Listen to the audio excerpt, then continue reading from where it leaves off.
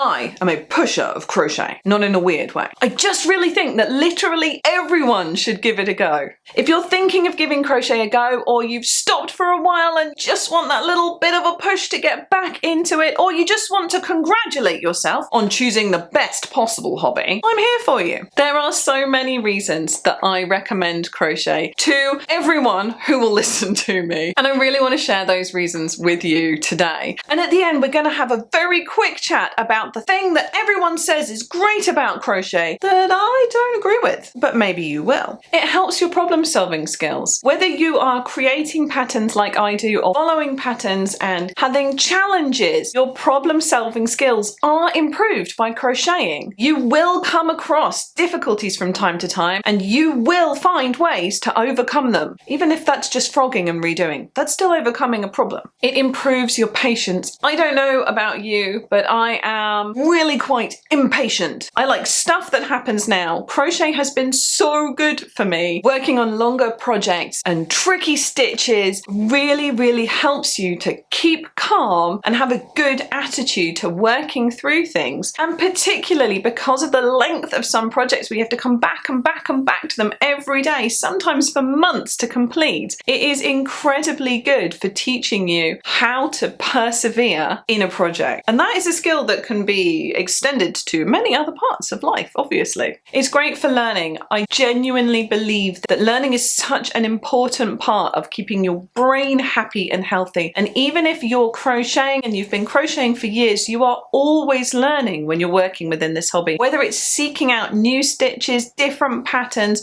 or just coming up with new ideas, the fact that you are learning is really important and really great. It exercises your creativity. Now, it doesn't matter whether you are creating something from scratch that's brand new that no one's seen before, or you're creating something that someone else has designed. This is still exercising your creativity, your artistic nature as a person working on a craft. And in the same vein, it helps for self-expression. Again, even if you're following someone else's pattern, you can pick new textures and new colors, you can change shapes and sizes, you can distort things, make them better or different. All these things help you with expressing yourself or expressing your creativity. It's productive. I don't know about you, but I find that one of the things that makes me feel more happy than anything else is having done something tangible. Whether that is run a distance faster than I've ever run before, or produced something that people can see, or that it is of practical use. Being productive, so making something that brings someone happiness or a practical use, like a hat or a scarf. It brings such joy to know that you have done something that has this physical, tangible result, which is, of course, I suppose, fundamentally down to a sense of satisfaction in yourself, and what you've done brings you pride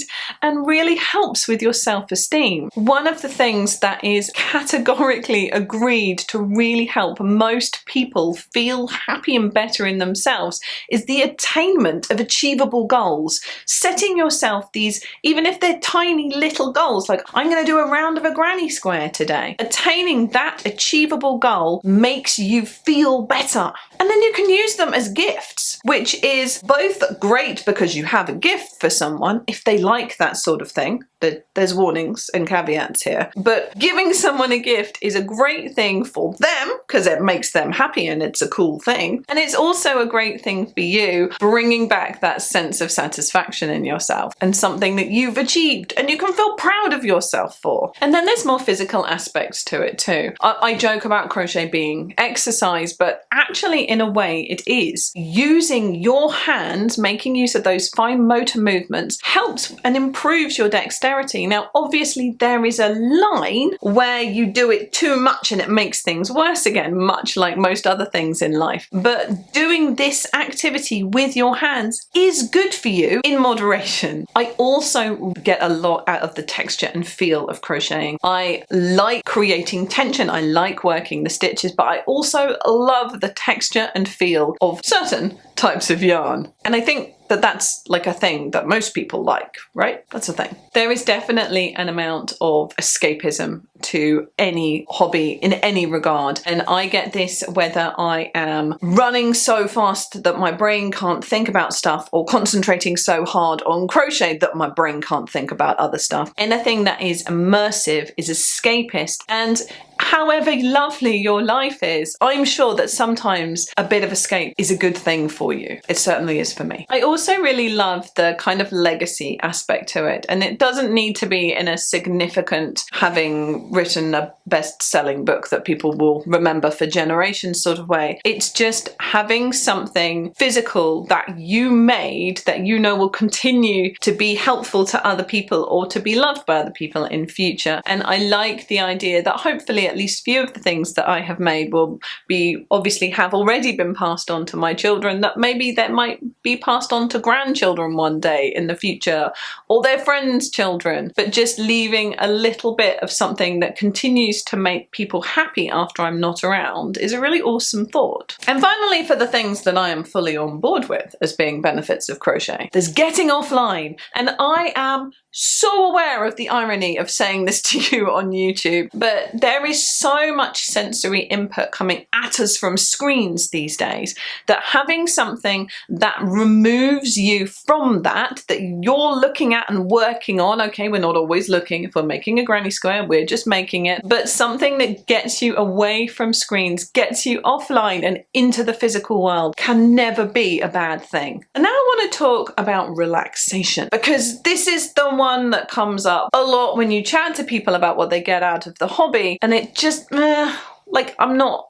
there. And here's why. I think most people say that crochet is relaxing, and I think that that is partially to do with personality type and partially to do with what they're crocheting maybe. So I do feel a little bit relaxed when I'm crocheting granny squares. I don't have to think at all about what I'm doing. I can sit in a comfy chair and I can watch YouTube or chat with my family, and it is not stressful to do the action, but I wouldn't say that it physically or mentally relaxes or de-stresses me as such. And partially I think that is because my absolute passion and focus is designing new crochet toys. I love doing it, but it's something that has an active effect on your brain. You're writing stuff down, you're making a round, you're coming back, you're adjusting and correcting and building something to match what is in your head, which is wonderful and fun, and I love it, but it is not relaxing because I am constantly critiquing and reworking and adjusting and building what I want to make. Maybe the relaxing part of crochet comes from people who are following a pattern or freehanding in a way where they're not too fussed about the outcome. But I suspect that probably fundamentally that's a me thing, maybe, and just most people are